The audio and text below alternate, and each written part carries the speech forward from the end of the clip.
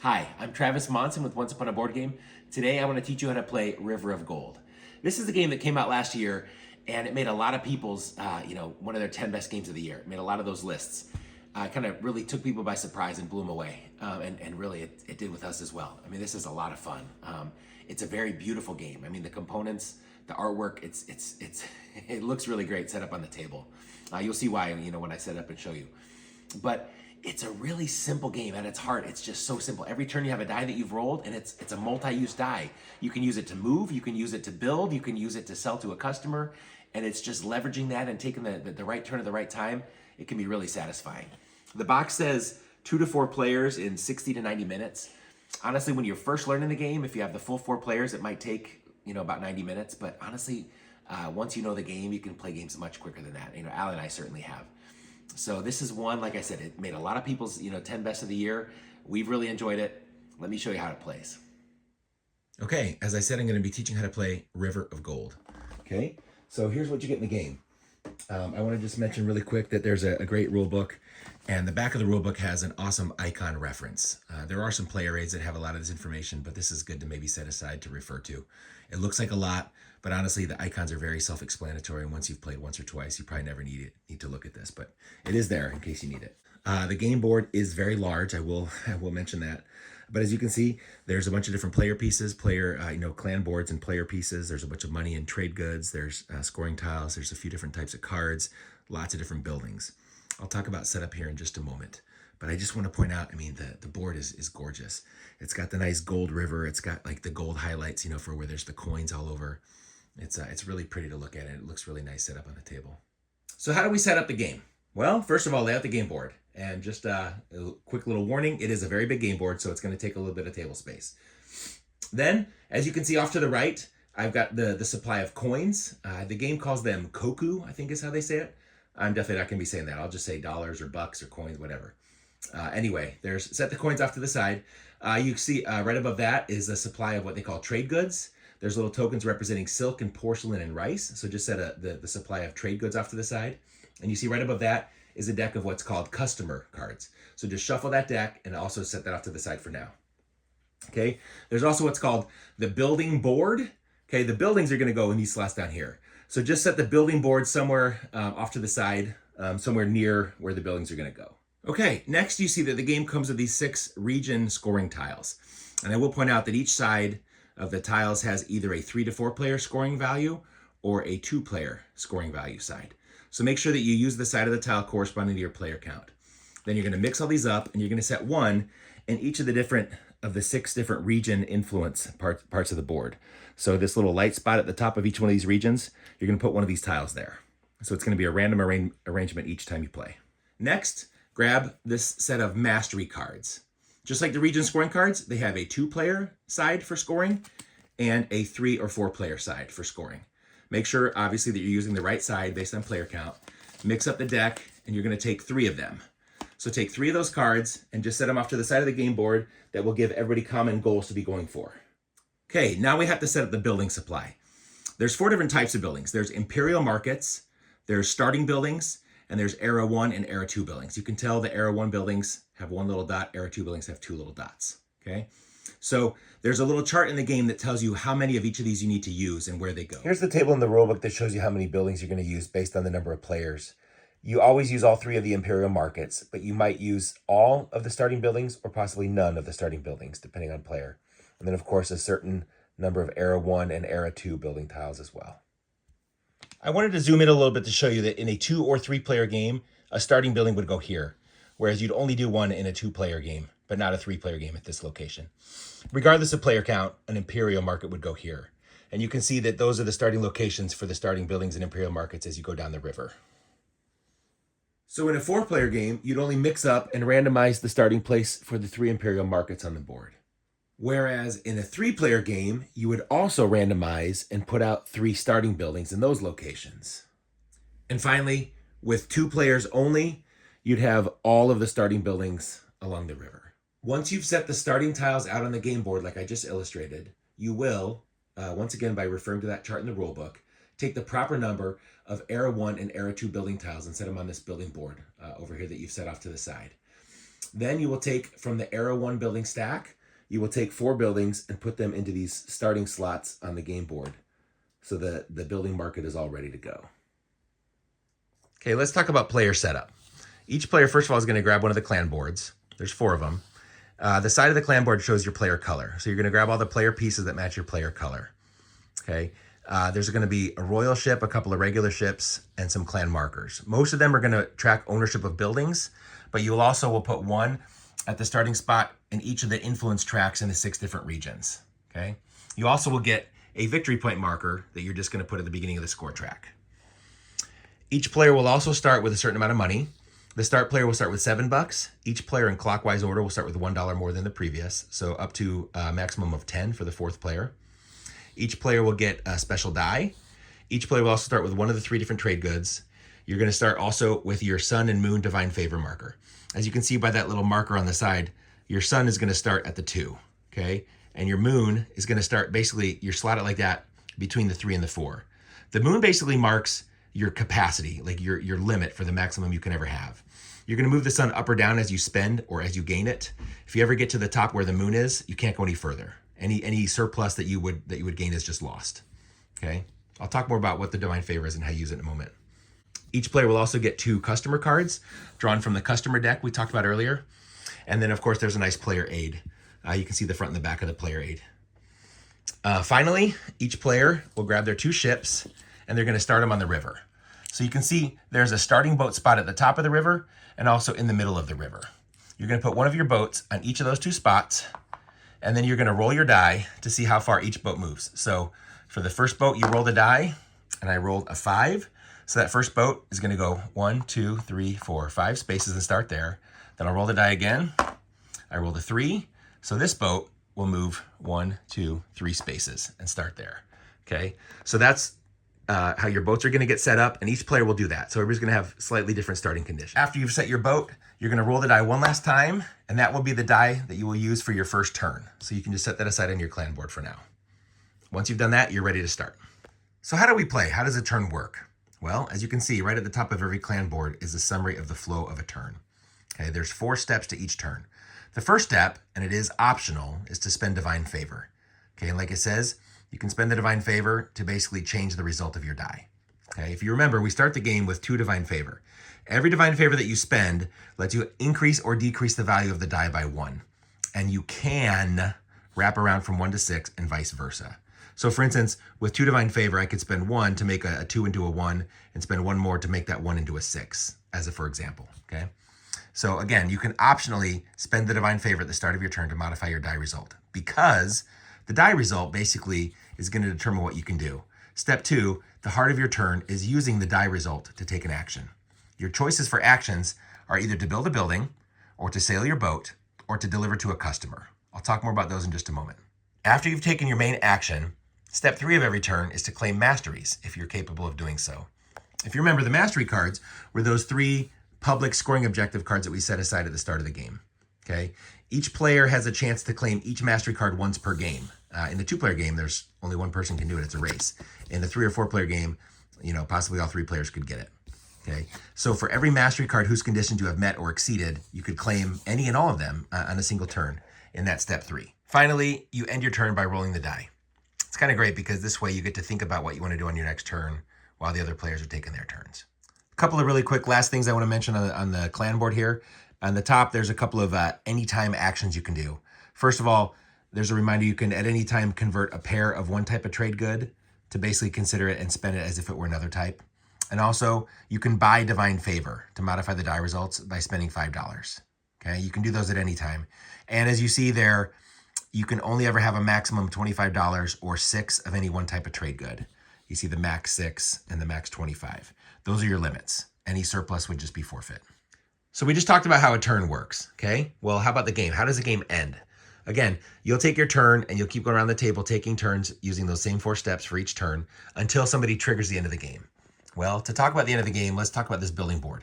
If you remember, we set this up at the start of the game with Era 1 with the 1 dot and Era 2 with the 2 dot building tiles. Over the course of the game, as you build and during other effects, these will slowly get removed, okay? When all the Era 1 building tiles are off, you will reveal the Emperor. that triggers a Emperor's Visit, kind of a mid-game effect. I'll talk about that in a sec. Okay, then you continue, and then you start using the Era 2 building tiles. When somebody removes the final building tile from the board, that triggers the end of the game. Okay, that person will finish their turn. They will score 5 points for triggering the end of the game, and then every other player will get one final turn. Let me say that one more time. The person who triggers the end of the game by removing that last building tile, they will just get the 5 points, but they do not get an extra turn. All other players get one final turn. So it could be that not everybody has the same number of turns in a game. That's just how it is. Okay. You will, of course, be scoring points during the game, but at game end, you will also add a few extra things for game end scoring.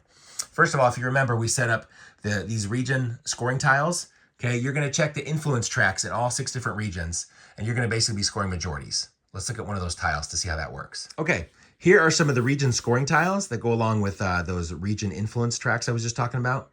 As you can see, each tile has a 3 and 4 player side or a 2 player side.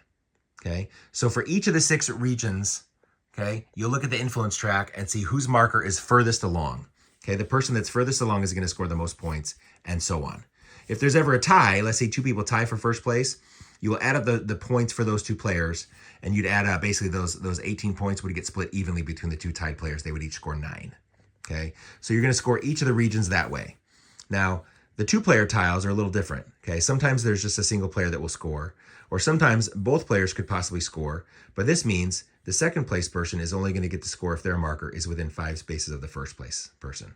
So one person can't just be working really hard to advance and the other person does virtually nothing and still scores, right? This makes you work for it, okay? So for each of the 6 regions, you will assign the points based on, who has progressed furthest along the influence tracks. After scoring your region influence, like we just talked about, you're going to look at how many customer cards did I complete? How many customers did I deliver to? And depending on how many cards that you've completed, you're going to score points that way. After scoring for the number of cards that you've delivered to, look at the cards themselves, because some of the cards have their own scoring conditions at the bottom. For instance, this card says, I score 1 point for every $5 I still have left at the end of the game. And these cards all do score independently of each other. So if I had, for instance, 2 of these merchants, they would each score me a point for the $5 that I have left over. So at the end of the game, once you've added all the points for the region influence scoring, for the number of customer cards you've completed, and possibly the points on the cards themselves, the highest score wins. If there is a tie among the tied players, the person with the most divine favor still in their possession is going to break the tie and win. Okay, let's start playing. Let's see how this all comes together. Okay, let's see how this works. I do want to apologize again. This is a very big board. And I know I've had to cut off some of the stuff and, the screen view. Hopefully you can at least see the important stuff. Okay. All right, so I'm the start player, so I'm going to go first. Reminder, the first thing you do on your turn is you can optionally spend divine favor to change the number on your die. Okay, we all start with that 2 divine favor. I don't need to. I'm happy with the 4 that I have, so I'm just going to leave it. Next, you can take an action. Your choices are either to build a building or to sail your ship or to deliver to one of the customer cards, one of the customers that you started the game with. Okay, well, I think I'm just going to take that first action. I'm going to build a building. So let's talk about how that works. Okay, first of all, here's a picture of the information that you see on building tiles. Okay, as you can see right there at the top, I've already talked about it. There's the little 1 circle or 2 circles to denote the Era 1 and Era 2 building tiles. Okay, in the middle, you see that's what's called the building bonus. Okay, when you build a building, you're going to score that much influence in the region that you build in. Okay, so you're going to score it, and then you'll put basically your one of your little clan markers to show that you own that building. That's how that's going to work. Okay, the little pointy end is basically the visitor reward. So whoever visits this building is going to get the bonus on the pointy end, and the part on the back is the owner reward. So whoever goes to your building, whoever owns it, is going to get that. So if someone else goes to this building and you own it, they will get this benefit, you'll get that benefit. If you visit your own building, you get the visitor reward and the owner reward. So that's kind of cool. Okay, so that's the building tiles. I also just wanted to point this out that there are 4 different types of buildings. Okay, you see they each have a different color, but they also have a different symbol to be colorblind friendly. As you can see, it's not something you have to know to be able to play the game. But these ports typically give you money. The shrines, the red ones, typically give you points. The orange manors typically give you influence. And the green markets typically give you trade goods. Okay, so those are the types of buildings that you'll see on the building tiles. How do we build? Well, reminder, the number on your die corresponds to the region that you can build in. So I have a 4, so I can build in this region here, where kind of the same location where this imperial market starts. Okay, so when you're taking a build action, you look at the region on your die And to be able to build, there has to be at least one vacant, empty spot for, where a building can be put. You see, there are 4 empty spaces, so I can build. Okay, the next thing you have to consider is, do I have enough money? All the buildings just simply have a monetary cost based on the location that you're building in. You can see this costs 9, this costs 12, both of these cost 6. So if you have enough money, you can build.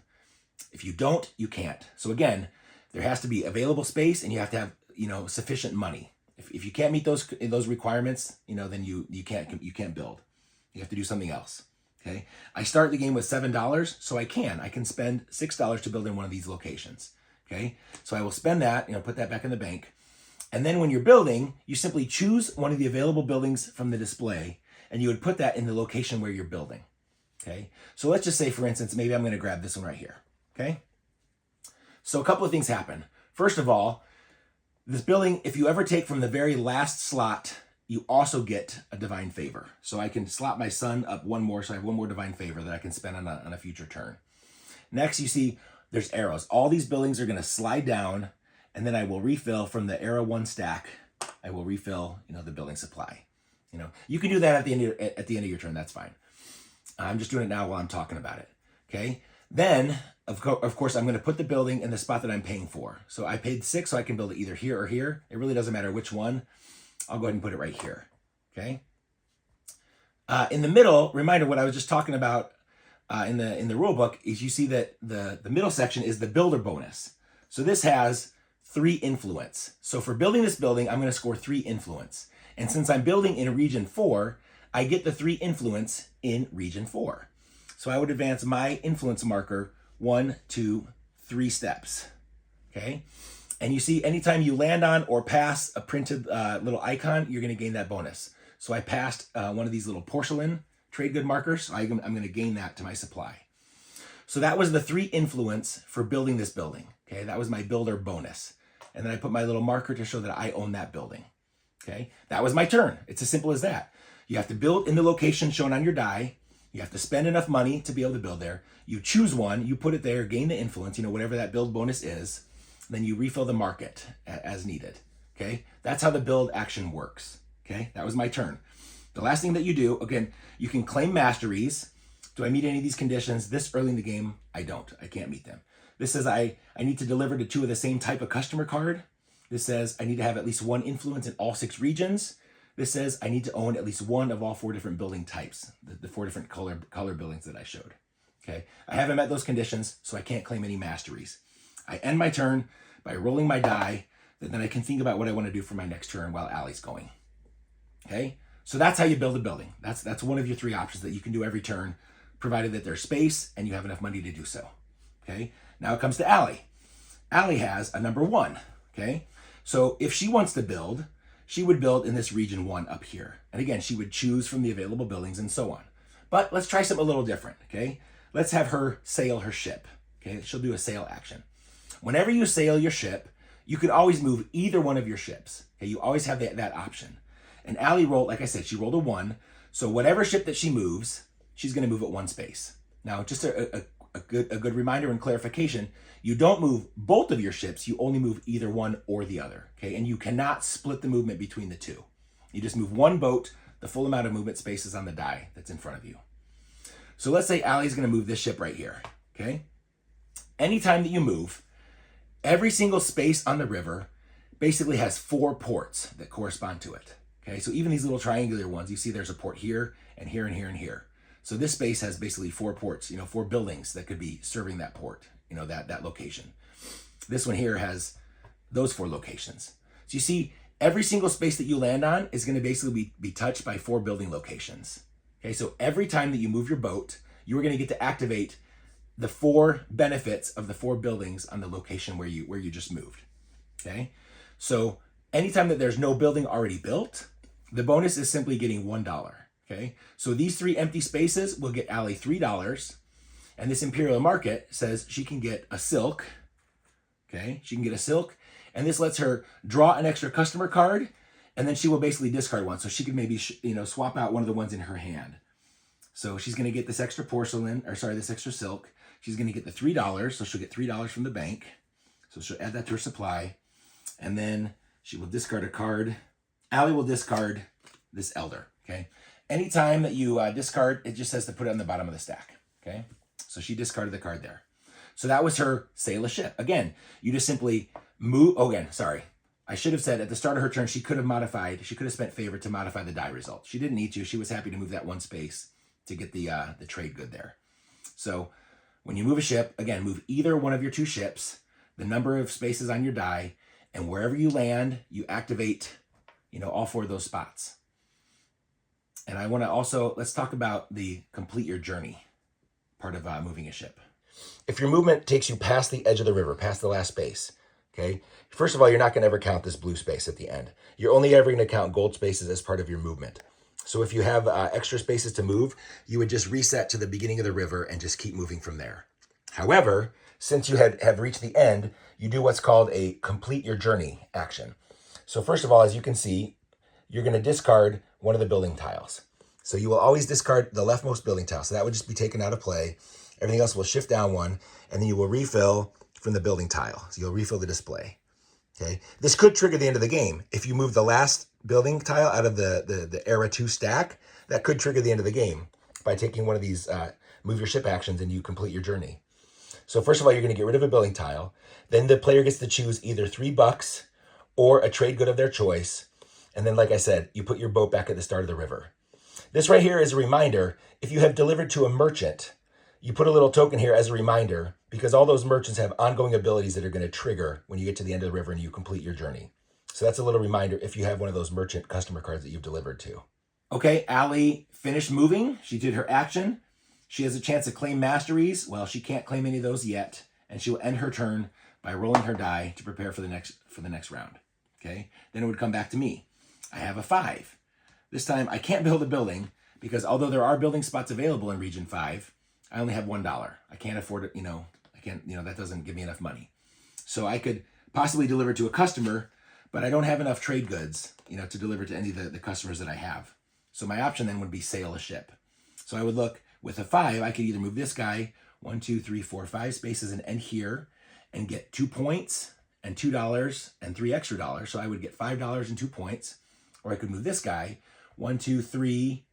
I would complete my journey and then go 4, 5. So I would end up here. I would get 2 influence and 2 points and $2. Well, hey, that sounds pretty good. Why not try that? So I'll move this guy 1, 2, 3.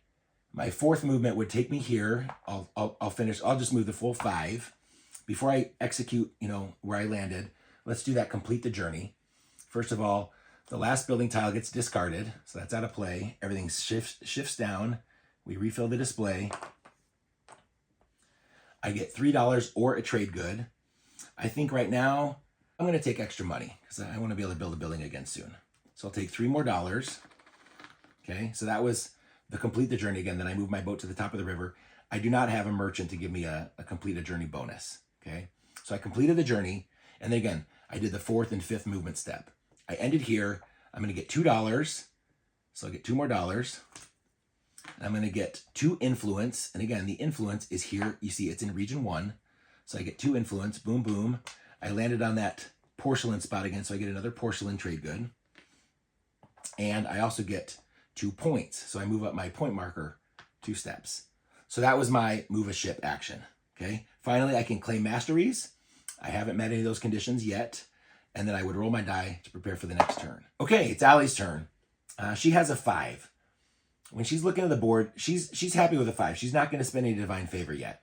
And what she wants to do, she's looking at building a building in Region 5. Okay, she actually has her eye on this spot, the one that costs 11. Okay, the ones that cost more are because they basically touch more spaces of the river. You see, this one touches 3 different spaces. So again, if you own the building there, anytime somebody lands on your building, you get the owner benefit. That's why, so it has 3 chances for you to get the benefit. So that's why those spaces cost more money. So Allie's thinking she wants to build there. Okay, that's going to wipe her out. She has exactly $11. So she'll spend the full $11 to build in Region 5. She wants to build this one here at the end. Okay, so she's going to put this building here. Again, this has a build bonus of 1 influence. Okay, so she will move up 1 influence on Region 5. She will put one of her little clan markers to show that she owns that building. And then she's done. Okay, She has no masteries that she can claim yet because she hasn't met those conditions. So she would end her turn by rolling her die. Okay, back to me. I have a 3. So I'm looking, I could possibly build in region 3, but I've got 2, so I've got $6. So I could build in this spot right there. Do I want to build in region 3? Can I deliver to a customer? No, I have a customer in region 2 or 6. I could spend divine favor, but I don't have enough trade goods to meet that.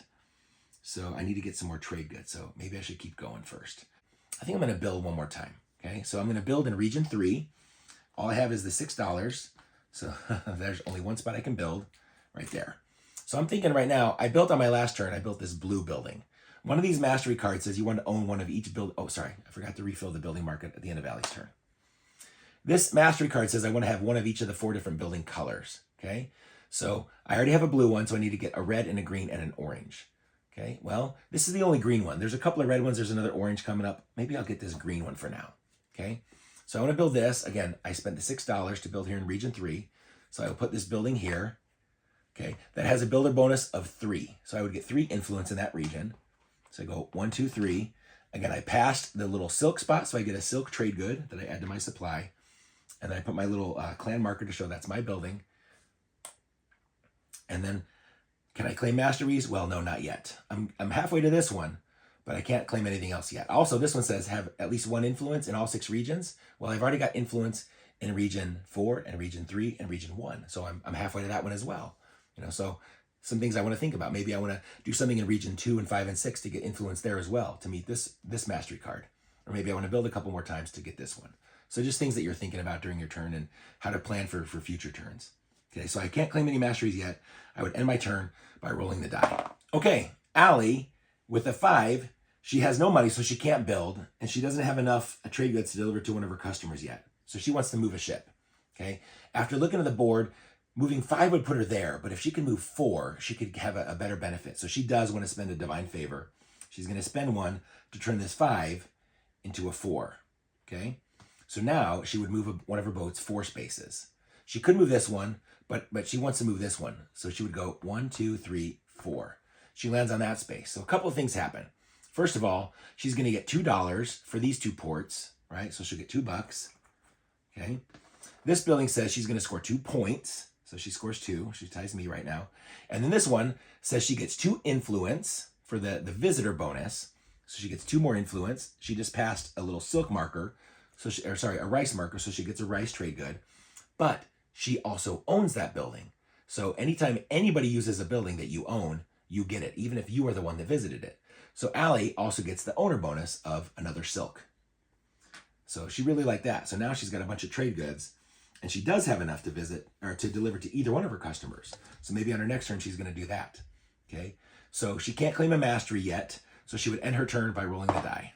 Okay, it's back to my turn. I just noticed after my last turn when I built the building, I forgot to refill the market. I should have done that right away. So I'll go ahead and do that for now. All right, so back to me. I have a 6. So do I want to spend divine favor? Well, I don't think so, because I want to do the action that we haven't talked about yet, which is delivering to a customer. Okay, we already talked about how to build a building. We talked about how to sail your ship and what happens. Let's talk about deliver to a customer. Since we're talking about the deliver to a customer action, I wanted to show you what the cards look like. Okay, here are examples of the 5 different types of customer cards that you'll find in the deck. You'll notice at the top of each card is basically the region that corresponds to that person. That's the number that has to be on your die in order to serve that customer. Okay, at the top of the card, below the picture is basically a requirement of the trade goods that you're going to have to pay to fulfill that customer's order. Okay, the top that you'll see on each card is an immediate effect that's going to happen when you deliver to that customer. Okay, some cards then have ongoing benefits. Okay, some don't. Like this one, for instance, doesn't have an ongoing benefit. And then some cards have game end scoring options. Okay, that you'll see. Okay, so that's what the cards look like, and that's the information that you'll see on them. So as a reminder, in the top left corner of your card, basically that shows the region that you have to have on your die to deliver to that customer. Well, I have a 6, and this card happens to be a 6.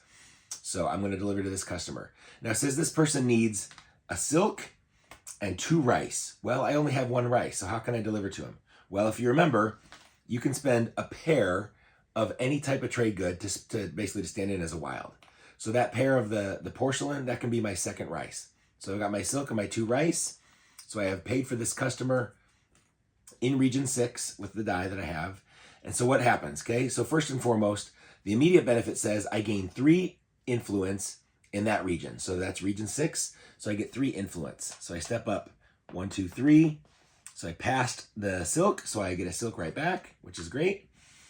And then it says, I also place a clan marker on the little merchant space at the end of the river. So that's there's going to be a little reminder every time that I complete my journey. When my ship ends and wraps around to the start of the river again, I'm going to get a benefit here. And it says on my card, every time I complete my journey, I get a bonus $3. So in addition to choosing either $3 or a trade good, my merchant, my benefit, my ongoing ability says I get an additional $3. So I could get $6 or $3 and my choice of, a trade good. Okay, so that's great. So I completed, and again, this guy will let me score 1 point for every $5 I have at the end of the game. So I will set that aside to show that I've completed that card, and I've completed now 1 merchant. One of these mastery cards is delivered to 2 of the same type of customer. So maybe I want to think about completing another merchant card in the future. Okay. Anytime that you deliver to a customer, the last thing that you would do is you would draw 2 cards from the deck, and then basically you have to just discard 1. But you could potentially discard the one you had previously. So you just draw 2, and then from your supply of cards, you discard 1. Okay. So quick reminder, that card that I just delivered to, that gave me influence in region 6. So now I have 4 of the 6 regions where I have at least 1 influence. So I'm even closer to that mastery card, but I haven't done it yet. So I can't claim that. So I would end my turn by simply rolling the die to get ready for my next turn.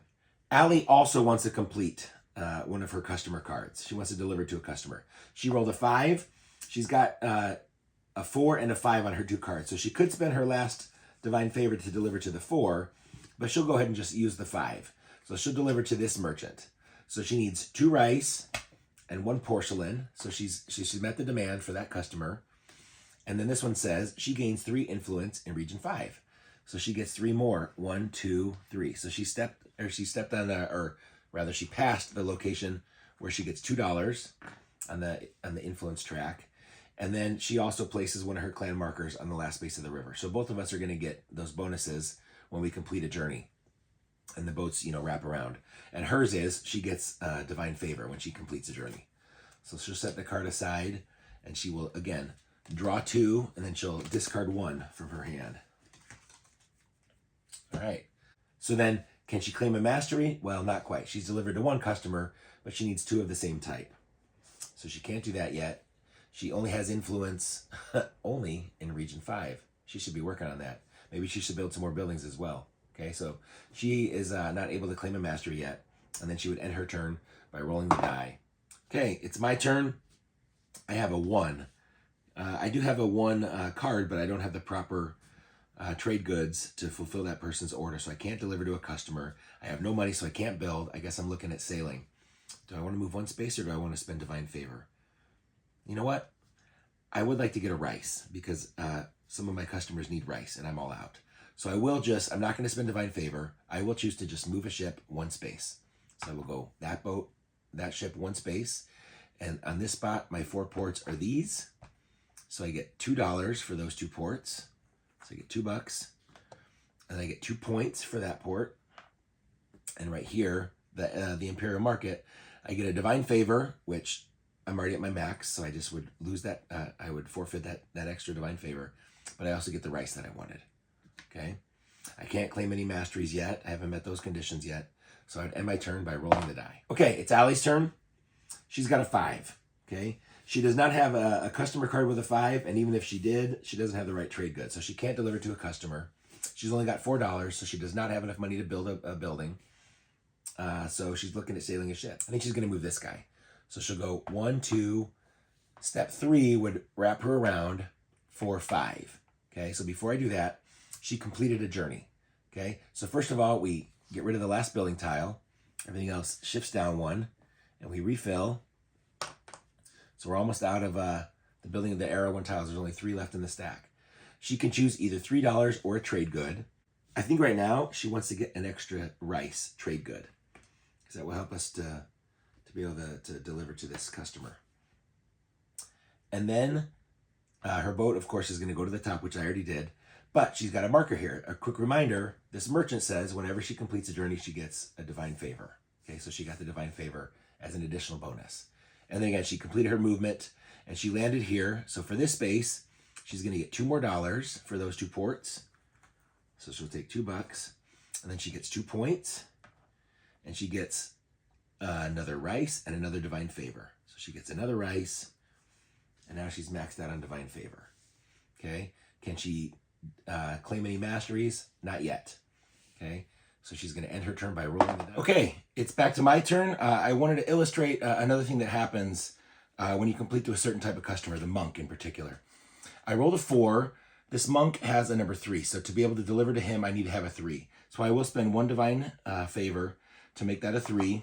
So then I can deliver to the monk. I need to pay 2 silk and 1 rice and 1 porcelain, as you can see on the card. And then I've delivered to him. So what he says, this is what monks do. I move my moon marker up 1. So now my divine favor maximum capacity has increased. And I also immediately gain 2 favor. So I move my sun up as well. So the monks give you that initial immediate ability. But then also the monks do things like this. This says place a second clan marker on a building that I own. And now I gain double owner rewards from that building whenever anybody visits it. So if I do this, for instance, and I put 2 of my markers here, when somebody visits this, they'll get the $3. And instead of the 1 point, I'll get 2 points because I've got 2 of my clan markers there. So that's, for example, what monks do. Okay, and then of course I would end my turn by drawing 2 and then discarding 1 from my hand.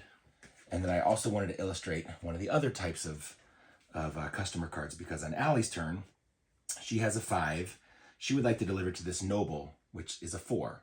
So she has to start her turn by spending a divine favor to turn the 5 into a 4. And then this guy takes 2 silk and 2 rice to complete his order. And what the nobles do, this is where those royal ships come in that I said we set aside at the beginning of the game. You replace either one of your ships with a royal ship. Okay, it doesn't matter which one, it's your choice. So if I do this, for instance, this regular ship is just out of the game now. And then it says immediately I also gain 2 influence in the region 4, because that's the region that pertained to that customer. So Allie will gain 2 influence in region 4, and she landed on that porcelain, so she gets 1 of those. Okay. And then the thing I wanted to mention with the royal ships, all the royal ships have an ongoing ability. So basically whenever your royal ship sails, there's some kind of also, additional effect. This one says, after Allie sails her royal ship, she gains an extra point if she visited a building that is owned by one of her opponents. Okay, so that's something that she can do. Oh, sorry, I forgot to roll the die at the end of my turn. So then Allie, of course, she delivered to a customer, so she would draw, and so on. I want to also just mention really quick, there's 2 other types of customers that we have not delivered to yet. One is an elder. What the elders let you do is whatever region corresponds to them. This, for instance, this guy is region 5. They would let you put one of your markers on the little elder at the end of the influence track over there. So with the marker there, what that lets you do is whatever points you're going to score for having the majority on influence in that region, you're going to score double. Okay, so the elders, they give you a chance to score double in whatever region they correspond to. Okay, so that's what the elders do. The other ones are called artisans. I don't have one in my hand right now, but what the artisans let you do is whatever region you deliver to. For instance, if Allie delivered to an artisan right here, she would put it on the artisan. And that tells you have an ongoing benefit of paying $2 less for every building that you build in that region for the rest of the game. Okay, so the elders give you double points on influence, and the artisans let you build for $2 cheaper in that region. So that's what the other types of customers do. Okay, it's Allie's turn, but something is about to happen that I really want to illustrate. We're about to trigger an emperor's visit. So Allie has a 2, but she really wants to build in region 1. So she's going to spend 1 of her divine favor to make this 2 into a 1, so she can build up here. So there's a couple of spots that cost 6 or one that costs 5. She'll just go ahead and spend $6 to build maybe right here. And if she's looking towards this mastery card, have 1 building of every type, she already owns an orange building and she owns a red building. So she'd like either a blue or a green. So she'll take a blue, because here the one on the end also gives her another divine favor. So she can take the divine favor, and then she would build this this blue building right here, where she paid the 6. She's going to gain 1 influence in region 1 for building there. She'll put 1 of her clan markers on it. Okay. Then before she ends her turn, of course, she's going to reset the building market. So these all slide down and we refill. And oh, look at that. We just revealed the Emperor. So that triggers an Emperor's visit. So right after Allie finishes her turn, I'll illustrate what that means. So again, can she claim masteries? Not quite. She's got 3 of the 4 buildings. She does not have 2 of the same merchant card, and she does not have influence in all 6 regions. She's got it in 1, 2, 4, and 5, but she's missing 3 and 6. Okay, so she can't claim a mastery. So she would end by rolling the die for her next turn. And now this Emperor's visit happens. And what that means is you pause the game for just a second, and basically you act as if the Emperor was sailing down the river, and the Emperor grants the owner's benefit to every player's building that they own along the river, just as if somebody had visited there on their turn. So of course you ignore the markets and the starting buildings. But Allie owns this building, so the Emperor gives her the rice for that owner visit, or that owner benefit. Allie owns this building, so she gains a point and $1. And we keep sailing down the river. Here's my building. This gives me $1 for every green building I own. Unfortunately, I only own the 1, so I just get $1. The Emperor keeps sailing down. Then it gets to my building. I get double the benefit, so I get 2 points. The Emperor keeps going. He visits here. Allie gets a silk. And that's all the owned buildings. So that was the Emperor's visit, right? And from now on, you see that the Era 1 building tiles are gone. So from now on, when you refill the building market, you take from the Era 2 stack. Okay, so I wanted to make sure I illustrated how that works. And then we would continue play. Okay, it was actually my turn. I want to illustrate the claiming of a mastery. So I have a 1. I want to sail my ship. So I'm going to go here. I'm going to get 1, 2, plus 3 more. So $5. Plus I own this building, so I get the extra $1 there. So I'm going to gain $6 for that move. Okay, I also gain 2 influence, which moves me up here. I land on the rice space, so I get the rice, plus I get the rice owner benefit. So I get 2 rice. Okay. And then I look, so that was my turn. And then I can claim masteries. Well, look, I've got at least 1 influence in all 6 regions. So I can say, yes, I did it before you, Allie. We were racing. I can claim at least 1 influence in all 5 regions. So I immediately score 5 extra points for that. Okay, and then I would roll the die to end my turn. So that's how claiming a mastery works. And again, if you can claim multiple masteries on the same turn, you are capable of doing so. Okay, the game's not quite over, but it's just about to end. Let me show you how. It's Allie's turn right now, and she has a 3 on her die. She wants to build a building in Region 3. So there's a spot to build for $12 or for $11. Well, she's got exactly $11. So she'll build in that spot right there with her 3. And she wants to build this blue building right here. Okay, so she'll put that there. That's going to give her, she'll put a little ownership marker. It's going to give her 4 influence in Region 3. And just like that, 1, 2, 3, 4, she just surpassed me for the lead. I'm like, oh, you punk. So she got a silk for passing that spot on the influence track. Okay, and then, of course, she also would get a divine favor for building from that spot. Okay, then everything would shift down, and we would refill. And oh, by the way, she just emptied the building board. Okay, so she's triggering the end of the game now. So as she finishes her turn, the claiming of masteries, it's a moot point because they've all already been claimed. As you can see, I was able to get 2 of them. Allie was able to get 1. She doesn't need to roll the die for her next turn. I mean, you know, what the heck. But as she ends her turn with the building board empty, she's going to score those 5 points, 1, 2, 3, 4, 5, and trigger the end of the game. As a reminder, what happens when you trigger the end of the game is that after you finish your turn, all other players get 1 final turn, and then it's game over. Okay, so Allie is now done. Okay, so then it would come to me for my final turn. I also have a 3, and I'm thinking I've got no divine favor, and I've got a couple cards that give me rewards for leftover money, so I don't necessarily want to spend money to modify that. So I think I'm just going to move my ship. So I will move 3 spaces. So with 1, I'm going to complete my journey. So I would, you know, wipe a building off the building tile, which doesn't really matter. I can take $3 or a trade good. I'm going to grab a trade good. And then, of course, I would put my ship back to the top of the river to then keep moving. But before I finish and resolve that, I've got that marker there that is a little reminder because I do have a couple of merchants. One of them says, when I complete my journey, I can sell goods for $5 each. So, hey, that good that I just got. I'm not sure if there's a clarification in the rule book. I'm assuming this is correct.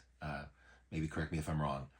But since I get the good first and then I would resolve my merchant abilities, I think I can now sell this for $5 based on my merchant ability. And my other merchant says when I complete a journey, I get a bonus $3. So I'll take $3 more. Okay. And then that was that first step of my 3 movement points. I resolved my end of journey, and then I did the second and third steps. So I end up here. So this spot is going to give me 2 points. This spot is going to give me 2 more influence in region 2. So I will cement my lead there. And since I own it, I get $1 and a silk. So I get $1, not a silk, a rice rather. Okay. And then this building here gives me another rice and a divine favor. I get 1 more rice. And then this one here just gives me $1 more. Okay. So I finished my, again, masteries have already been claimed and I don't need to roll my die, I can just for fun, but there is no more turns. So that's a moot point. So now we have finished the game and now it's time for the final scoring. So of course we have scored points during the game, as you can see. Okay. And now there's basically 3 things to do for the final scoring. First of all, we're going to score for majorities on region influence. Then we're going to score for customer cards that we've completed.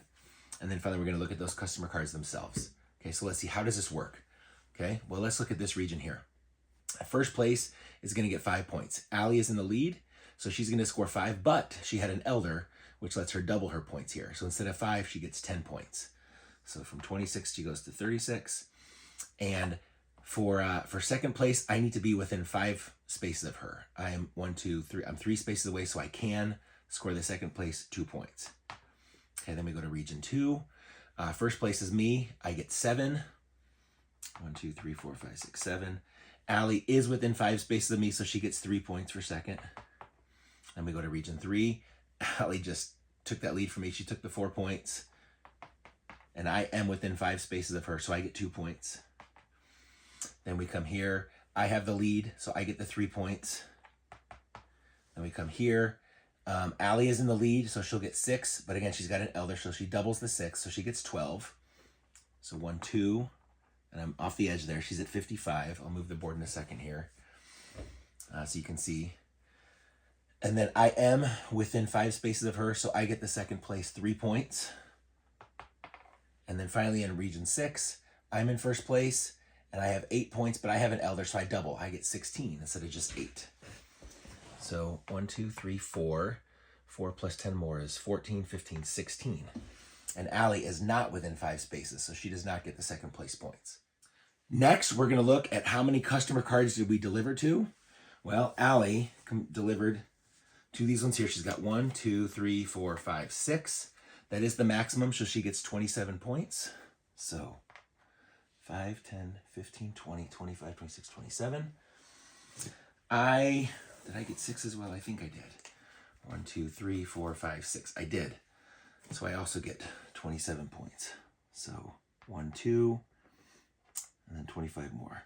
5, 10, 15, 20, 25. So we're still really close. And then finally we look at the cards themselves. Okay, this merchant says I get $1 or 1 point for every $5 remaining. So that's 5. That's 5. That's 5. 1, 2, 3, 4, 5. So that's 5, and then 3. That's not enough for another point. So this guy would give me 1, 2, 3, 4 points for all that money that I've left over. So 1, 2, 3, 4. This merchant also gives me one point for every $5. So I will again score 4 points. 1, 2, 3, 4. This guy also gives me 1 point for every $5. 1, 2, 3, 4. So I really doubled down on my merchants and made sure I had a lot of money at the end of the game. This just gives me double the points in region 6, which we already talked about. This gives me 1 point for every green building that I own. Well, that's orange and red. I own a green building here. And I own a green building here. So I have 2 green buildings, so that guy gives me 2 points. And this monk did not give me any points. And then we look at Allie's cards. She gets 1 point for every 3 trade goods that she has left.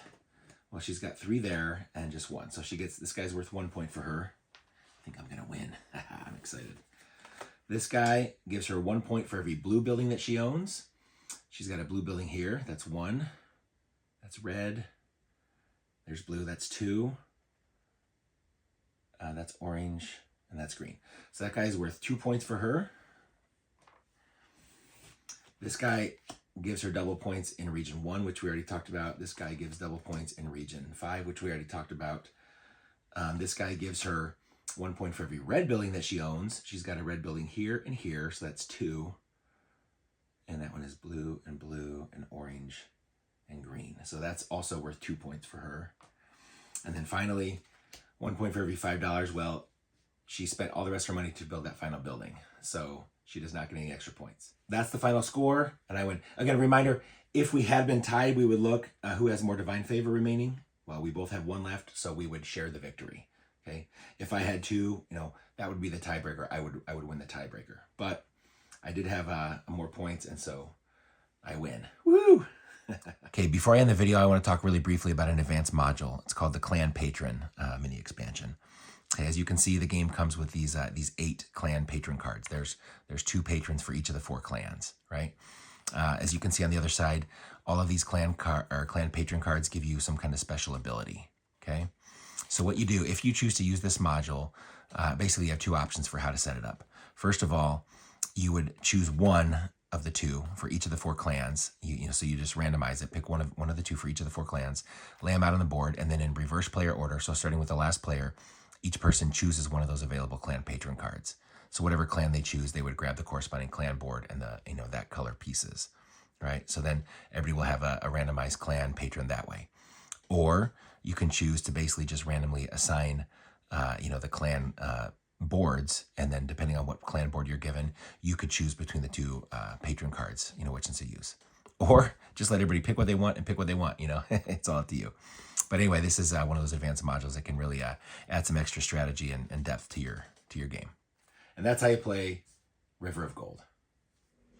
So that's River of Gold. As you can see, it's just, the turns are so simple. I love the fact that you roll the die at the end of your turn, so you have everybody else's turn to think about what it is that you want to do. I love how you can modify the result on the die, with that divine favor. And I love that you have all those options. It seems so dumb. Well, I roll the die and I have to do what I rolled. Well, no, you can modify the die result, but even with the die result you have, you can do multiple different things. And I love those choices. I love that there's the positive player interaction, yeah, you can use my building and you're going to get a benefit, but so am I, so I think that's great, and if I use my own buildings, I get even better benefits. I mean, all these little things that just work together. Every game is a little different with the goals that you're going for, those mastery cards that I showed. Trying to have the different influence tracks, you randomly assign the different point values. So each region is worth a different amount each game. It's so simple, but so fun and so satisfying. Hopefully this shows you why, so many people have really enjoyed this game. Hopefully it makes you feel confident enough to sit down and play it yourself. Hopefully I taught it well enough for you to sit down and play it yourself. I appreciate your time and your willingness to watch. Let me know if you have any questions or comments. I'd appreciate any feedback you can give me. Once again, thanks for watching. If you can, give me a like and a subscribe. And I'm Travis Monson with Once Upon a Board Game. Thanks.